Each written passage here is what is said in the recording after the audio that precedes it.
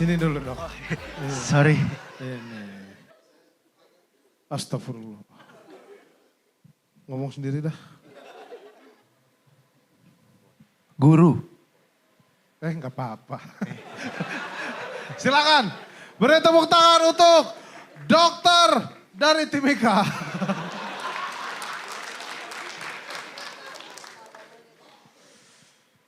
Assalamualaikum warahmatullahi wabarakatuh. Selamat malam pasien-pasien rawat jalan. Kenapa saya sapa begitu? Soalnya outfitnya rapi-rapi. Pakai jaket kayak mau ke dokter, Pak.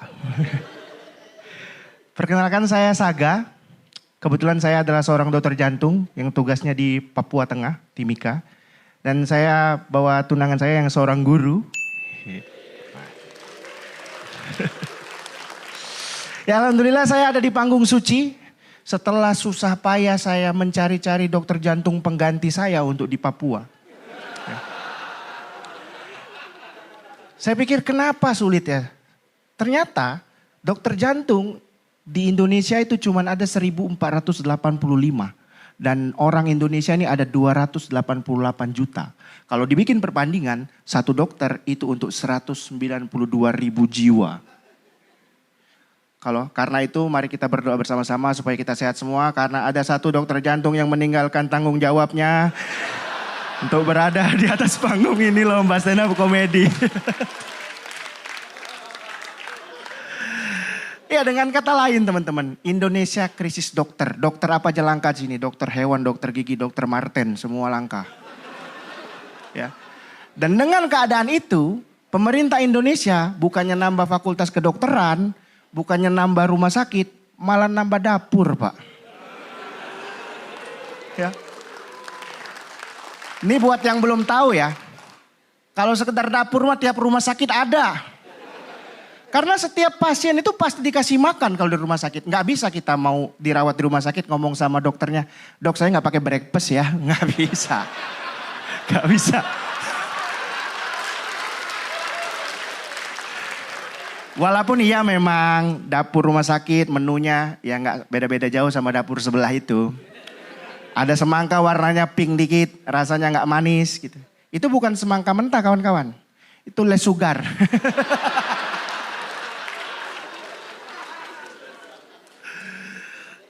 Ya, saya dokter jantung dan beberapa hal dari pasien saya kadang-kadang menyentuh hati saya. Terutama pasien-pasien saya yang berhasil berhenti merokok. Contohnya Pak Dendro. Tepuk tangan untuk Pak Dendro. Nah tinggal Cing Abdel nih. Ya Cing, kira-kira kapan mau nyusul Pak Dendro berhenti? Jangan sampai nyusul Dono Kasino dulu ya.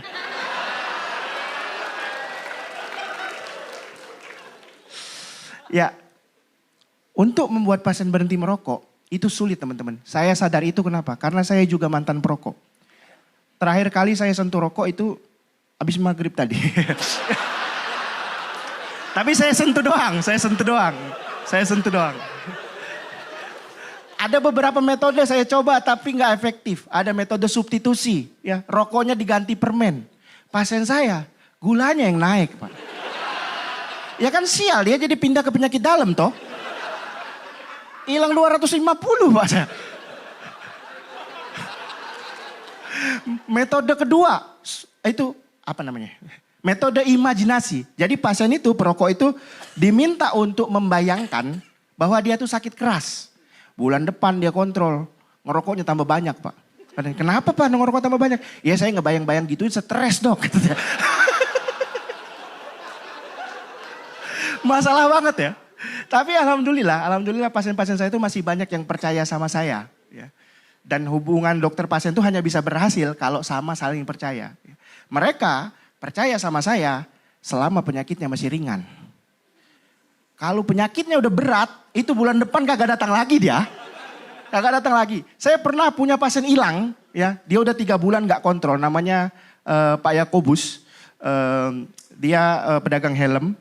Jadi Pak Yakobus ini saya bilang, "Bapak kemana Pak? Berapa bulan gak datang?" Dia bilang, "Saya berobat ke orang pinter." ke orang pinter, yang dimana orang pinternya ini, dia mengklaim kalau dia bisa nuker sakit pasien ke sakit kambing. Gitu. Jadi ada di YouTube itu misalnya pasiennya batu ginjal, ada kambing di sebelahnya ditap, di transfer gitu, kambingnya dibelah, ada batunya begitu. Dia pengobatannya gratis, tapi kambingnya harus beli di sono. Nah di sini kata gue nih pinternya nih, kata gue kan. Ini sarjana peternakan ini orang nih. Ya, kebetulan pasien saya Pak Yakobus itu dia sakit kolesterolnya 300 karena kebanyakan nonton podcast Bang Radit, isinya kan daging semua. Jadi singkat cerita Pak Yakobus kolesterol 300 dibariskan dengan kambing, dijampi sat begitu. Begitu di sat begitu dicek ulang sama Pak Yakobus, kolesterolnya 400. Ternyata kolesterol kambing lebih tinggi. Terima kasih saya.